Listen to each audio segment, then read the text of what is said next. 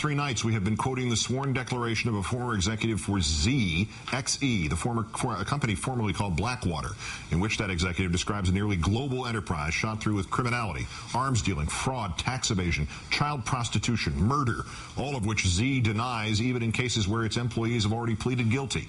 One motive for all this, the 4-year executive claims, was greed. Tonight, in our third story, the other motive was God. Jeremy Scahill, who first broke this story for The Nation magazine, wrote the definitive book on Blackwater in which he details some of the theocratic connections of founder Eric Prince.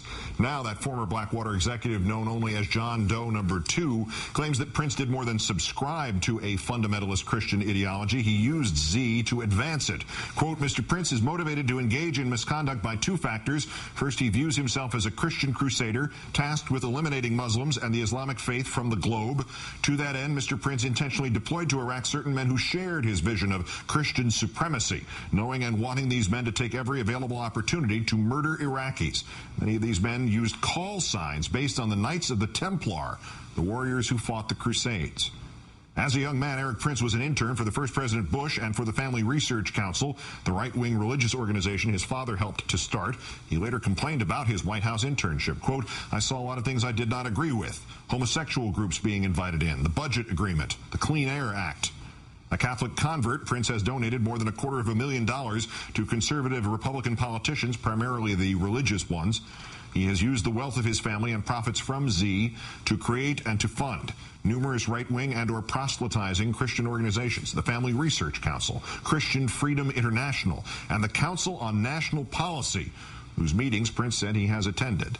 That last group, the CNP, was founded by this man, the Reverend Tim LaHaye, whose Left Behind series dramatizes his biblical beliefs that in the near future, Solomon's temple in Israel will be rebuilt. Jesus then returns, making true believers vanish away with him. Those left behind who accept Jesus battle the unbelievers. Mr. Prince's devout family values Christianity does not always manifest itself, however, in his behavior. After a Z, then Blackwater plane went down in Afghanistan, Prince argued that legal immunity pertained because companies cannot be sued for the actions of their employees under prevailing Afghanistan law, specifically the Islamic law of Sharia.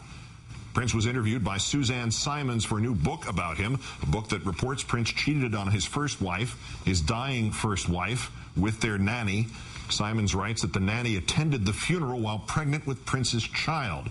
Prince did, in his words, the right thing. He married the nanny. At Z, Prince has surrounded himself with like-minded believers like the lobbyist Paul Behrens, board member of Christian Freedom International, and General Counsel COO Joseph Schmitz.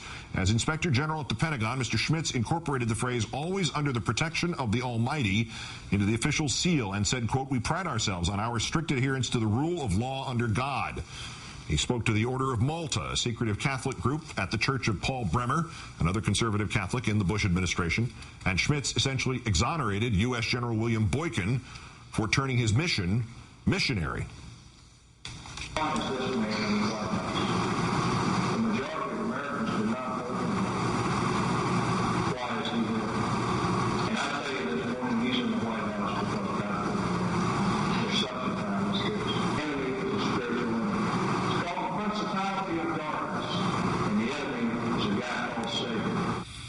After even Republicans slammed Schmitz for shielding the White House from congressional scrutiny of Pentagon purchasing, Schmitz resigned and went to Blackwater.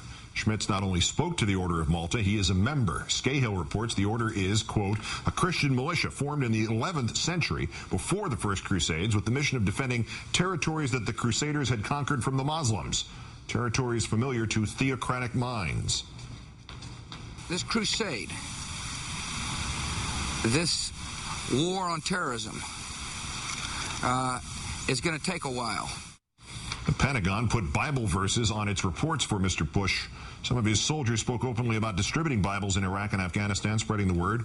Eric Prince once described Z employees this way, quote, everybody carries guns just like Jeremiah rebuilding the temple in Israel, a sword in one hand, a trowel in the other. The temple that must be rebuilt for Jesus to return. Bush officials helped Prince advance his vision. State Department Inspector General Alvin Krongard killed a probe into Z's weapons smuggling, then denied to Congress that his brother was on Z's advisory board. I specifically asked him I do not believe it is true that he is a member of the advisory board. During the break, I did contact my brother. I reached him at home. He is not at the hotel, but I learned that he had been at the advisory board meeting yesterday. I had not been aware of that, and I want to state on the record right now that I hereby recuse myself from any matters having to do with Blackwater. Coalition Chief Paul Bremer, another Council for National Policy veteran, once said, "I cannot succeed in this mission without the help of God." But he also needed Blackwater. He gave Prince his first big contract in Iraq. Bremer later wrote the Bremer Order, granting contractors in Iraq total legal immunity, and Z would need it. Quoting John Doe No. 2's sworn declaration, Mr. Prince operated his companies in a manner that encouraged and rewarded the destruction of Iraqi life. For example, Mr. Prince's executives would openly speak about going over to lay Hajis out on cardboard. Going to Iraq to shoot and kill Iraqis was viewed as a sport or a game.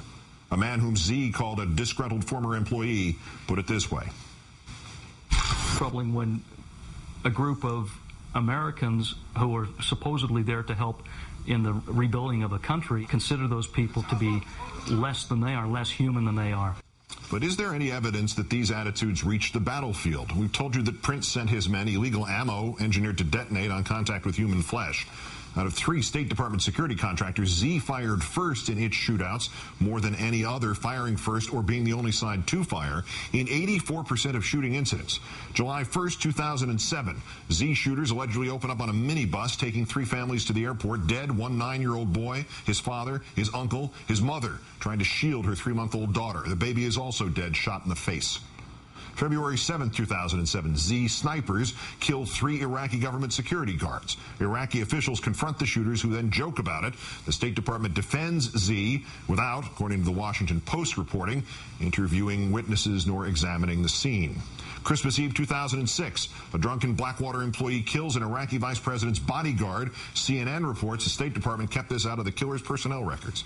February 16, 2005, Z sprays an Iraqi car with more than 70 bullets, presumably killing the driver. The Z security detail is codenamed Templar 20. The State Department determined Z lied about being fired on, but punishes nobody. Quote, any disciplinary actions would be deemed as lowering the morale of contractors.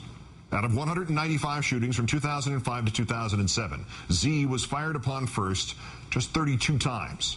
Z has denied wrongdoing and will reply in court to the allegations, the legal allegations against it, later this month. Today, a judge ruled on Z's request for a gag order. Gag order denied.